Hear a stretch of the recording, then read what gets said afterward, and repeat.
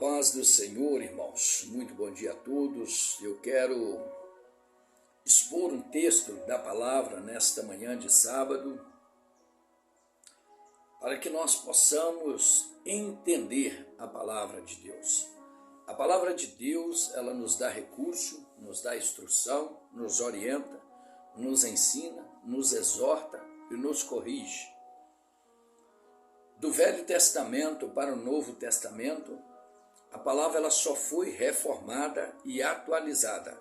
É a mesma argumento, é o mesmo Deus, nada muda, nada muda.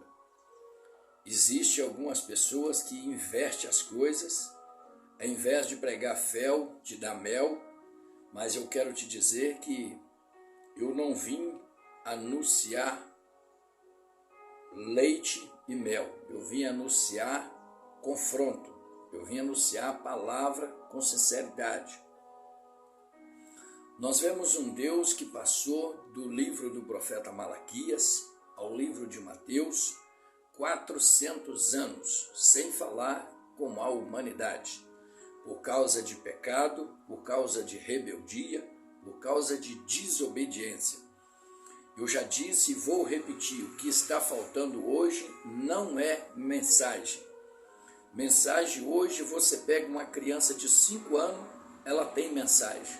O que está faltando hoje é profeta, homens de Deus, mulheres de Deus, pessoas que estão dispostas a renunciar, a negar a si mesmo, como está escrito no livro, para servir a Jesus com sinceridade.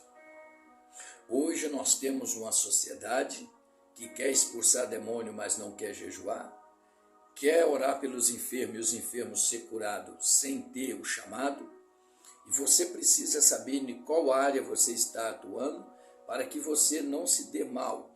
Os discípulos estavam junto com Jesus, os discípulos, os 12 homens chamado, escolhido por Deus a dedo. Imagina você chamado e escolhido pelo homem. E eles perguntaram ao Senhor: Senhor, por que esta casca de demônio não saiu? Nós oramos em teu nome e o demônio não saiu. O que está acontecendo?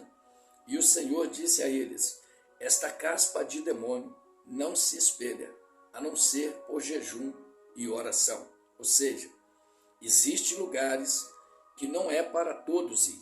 Existem lugares que tem as pessoas preparadas e separada para ir. Exemplo, você pega uma criança e coloca ela na escola. Tem como uma criança aprender com a outra? Não tem. Ali vai ter um professor ou uma professora. Chegando ali à 7ª série, vai ter ali já o período que vai por o 1º ano. Dali já vai haver uma troca de professor. Existem pessoas graduadas para cada escalão aqui na terra. Imagina no reino espiritual. Eu quero te dizer dentro deste contexto que o diabo ele não respeita a minha cara feia, apesar de eu trunfar a sobrancelha e ficar com a cara feia, o diabo não respeita isso. O diabo não respeita a camisa abotoada até aqui assim, o diabo não respeita a gravata, o diabo não respeita anel de bacharel, mas o diabo é obrigado a recuar quando ele olha para mim e vê a face do Senhor no meu rosto, vê o brilho do Espírito Santo na minha alma. O diabo é obrigado a recuar quando eu coloco a minha vida no altar, quando eu apresento a minha vida diante de Deus. O diabo é obrigado a recuar quando ele olha para mim e fala: esse eu tenho que sair, é marido de uma só mulher. O diabo é obrigado a sair quando ele olha para mim e fala: este é obreiro aprovado por Deus. Esse maneja bem a palavra da verdade, esse não distorce o evangelho. Esse bate gostoso, esse bate eu sinto a dor, eu sinto a unção, o óleo de Jeová me queimar. Aí o diabo é obrigado a sair. Agora o diabo não sai por causa de palavras bonitas, o diabo não sai porque você tem eloquência na palavra, não. O diabo, ele só sai quando ele encontra um homem ou uma mulher cheia do poder de Deus na frente dele. Pensando nisso, o profeta Malaquias veio anunciar: e outra vez veremos, observa para você ver o texto, a forma que foi colocado, a diferença. Então tem que haver diferença entre aqueles que estão na igreja e aqueles que estão no mundo. Olha o que o profeta continua dizendo, e outra vez veremos a diferença entre o justo. Justo aqui quer dizer todos aqueles que se arrependem dos seus pecados e confessam o Senhor como o único e suficiente Salvador. Não é todo que é justo. Talvez você falar o católico é justo. Não, ele não é justo. Porque ele não confessou Jesus Cristo, ele não professa o mesmo Deus que eu, não tem justiça nele. Mais cedo ou mais tarde ele vai se corromper.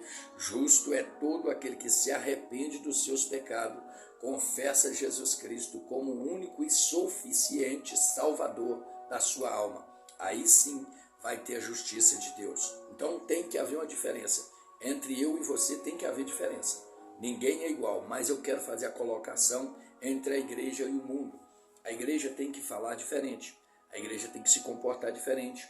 Um homem de Deus ele é conhecido pelas suas atitudes, pelos atos que se correspondem.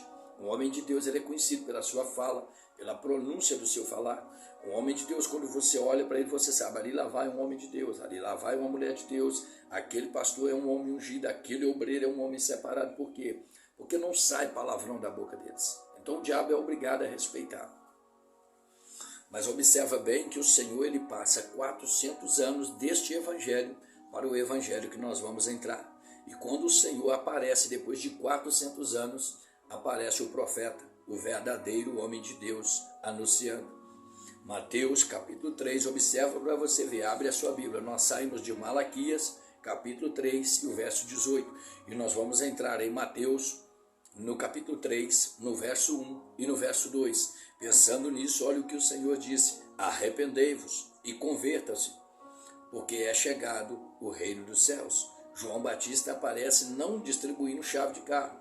João Batista não aparece mandando ninguém trocar de esposa. João Batista não aparece mandando ninguém sair das práticas que Deus ensinou e ir para o lesbianismo, ir para o homossexual. Não.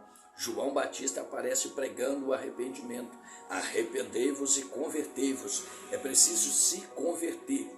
Quando nós vamos lá para o livro de 2 Crônicas, no capítulo 7 e no versículo 14, nós vamos pegar um Deus falando: se o meu povo, isso aqui é para mim e para você, que se chama pelo meu nome, chama pelo nome do Senhor, não é pelo meu nome não, que eu não tenho nada para te dar, a única coisa que eu vou te dar é paulada, palavra dura, mandar você consertar, sair da vida torta, se humilhar, orar e buscar a minha face, também não é o meu rosto, apesar de ser bonito, não pode te dar nada, aqui é o Senhor, e se converter dos teus maus caminhos, então eu ouvirei dos céus.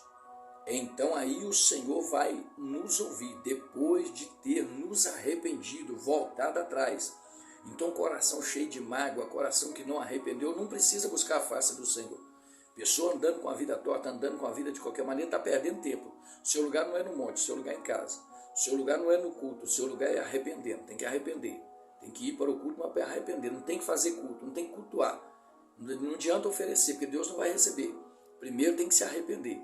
Lembra-te, porém, de onde tu caiu e volte às práticas das primeiras obras. É preciso voltar, arrepender, arrepende. Nós vamos ver Salomão aqui no capítulo 15 falando.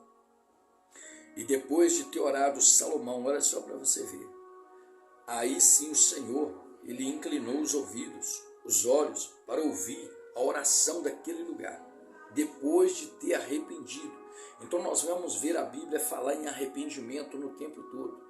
Não existe, se alguém está pregando para você e não manda você deixar o pecado, não fala no arrependimento, não fala na renúncia, estão te dando direito de andar da mesma forma, você pode caminhar de galopão, mas no céu você não entra, não adianta. Quando nós entramos aqui no Evangelho de Lucas, olha só para você ver, Evangelho de Lucas, no capítulo 5 e no verso 2, pensando nisso o Senhor deixou escrito: eu não vim chamar aos justos, mas aos pecadores, ao arrependimento. Eu não vim chamar ao justo. Justo aqui é colocado aqueles que o profeta Malaquias falou lá atrás. Lá atrás, ficou há 400 anos.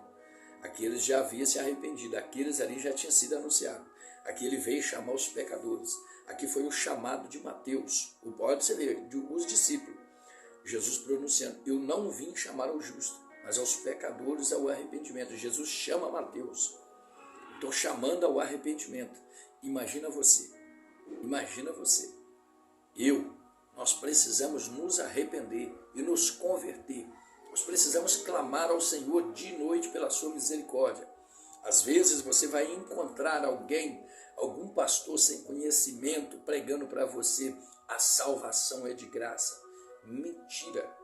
Não tem nada de graça no mundo espiritual. Se você entrar com a vida desconcertada na presença do diabo, o diabo vai te chicotear, o diabo vai jogar seus filhos nas drogas, o diabo vai destruir o seu casamento, ele vai derrotar suas finanças, o diabo vai te escandalizar, o diabo vai te esfregar o seu passado na sua cara. Não existe nada de graça. A unção é paga. Tudo é caro na presença de Deus, tudo. Observa só para você ver que nós falamos de liberdade e nós somos tanto livre que nós podemos fazer tudo enquanto nós não fazemos, de tão livre que nós somos. Porque Jesus manifestou no Evangelho de João, no capítulo João 8 e o verso 32. Pois se o Filho vos libertar, verdadeiramente sereis livres. Quando Jesus nos liberta, nós somos libertos de qualquer escravidão do pecado. Nós não temos nada, a raiz de amargura, nós não temos vícios, defeitos, barda, nós não podemos ter, nós somos pecadores, nós estamos em um corpo de pecado, mas nós não podemos pecar. E quando nos pecamos, nós nos arrependemos imediatamente. Nós a lembramos de onde nós caímos. Senhor, tem misericórdia, Senhor, eu preciso de Ti, me ajuda, eu não posso continuar da forma que eu estou. Por quê? Porque senão nós vamos à ruína. Nós precisamos entender que o Senhor não nos aceita da forma que nós estamos. O Evangelho não nos aceita, o Evangelho não adapta a mim, eu tenho que me adaptar ao costume do Evangelho. Os estatutos do Senhor, os mandamentos de Deus, eu preciso mudar, eu preciso me arrepender, você precisa se arrepender. Você não pode continuar da forma que você está. Eu não posso viver da forma que eu estou. Eu preciso a cada dia, você precisa arrepender dos nossos maus caminhos. Para aí sim o Senhor nos responde.